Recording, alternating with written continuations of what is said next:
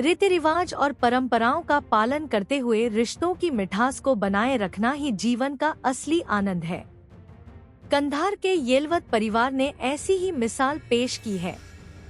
ज्येष्ठ गौरी पूजन उत्सव के दौरान परिवार ने लगातार 5वें साल सास बहू के रिश्ते को और गहरा करते हुए अनोखे अंदाज में पूजा की। परिवार ने अपनी तीनों बहुओं को ज्येष्ठा और कनिष्ठा गौरी के रूप में स्थापित कर परंपरागत तरीके से पूजा की। तीनों बहुओं ने उत्साहपूर्वक चलती फिरती और बोलती गौरियों की स्थापना कर समाज को संदेश दिया कि असली लक्ष्मी तो बहुएं ही होती हैं। बहुओं ने कहा, हमारे ससुराल वाले हमारे माता पिता हैं। उन्होंने हमें बहुत सम्मान दिया है और हम भी उनका उतना ही सम्मान करते हैं। सावित्रीबाईच्या मदतीनं समाज परिवर्तनाचा कार्यक्रम गेला आणि क्रांतीचा सूर्य म्हणून आज महिला शिकायला लागल्या, नाही तर महिलांना शिक्षणावर बंदी होती।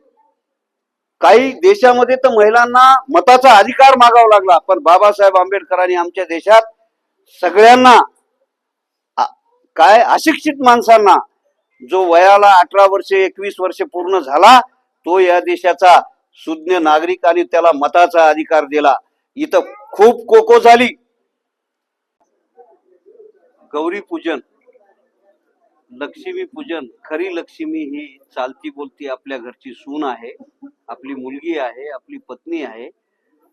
महिला ही या कुठल्याही घरची लक्ष्मी आहे आणि खऱ्या अर्थानं लाकडाला साड्या गुंडाळून त्याच्या पाया पडत बसण्यापेक्षा आपल्या घरातल्या सुना, आपल्या बहिणी, आपल्या लेकी यांना लक्ष्मी म्हणून समाजानं सन्मान करावा। आपल्या घरात लक्ष्मी आल्याशिवाय राहणार नाही। ही परिवर्तनाची गरज आहे। ते परिवर्तन समाजाने करावं आणि चालत्या बोलत्या आपल्या माता भगिनीला सन्मान करावा, तिला लक्ष्मी मानावं। लाकडाला आणि पत्राला साड्या गुंडाळून तिला लक्ष्मी मानू नये ही एवढी विनंती करतो। धन्यवाद। लक्ष्मीचा हा कार्यक्रम दरवर्षीप्रमाणे ह्याही वर्षी खूप मोठ्या प्रमाणात आनंदाने साजरा केलेला आहे। खरंच आमचे बाबा, त्यांचं मन खूप मोठं आहे। त्यांच्यासारखं मन कधी कुणाचं निर्माण होणार नाही आणि पाहिलं पण नाही असं। आणि असाच कार्यक्रम दरवर्षी प्रत्येकाने केला पाहिजे। नमस्कार, इथे जमलेल्या सर्वांना मी त्रिवार वंदन करून माझे 2 शब्द सांगण्यात येत आहे की सर्वांना एक स्वामी समर्थाचा तारक मंत्र आहे, त्याप्रमाणे मी आमच्या आई बाबांचे एक कडवं हे केलेलं आहे। निशंक हो, निर्भय हो, मनारे प्रचंड आई बाबांचं बळ माझ्या पाठीशी आहे। जिथे ह्यांनी राहतात तिथं सर्व काही शक्य आहे। अशक्यही शक्य करतील स्वामी, तसं आहे।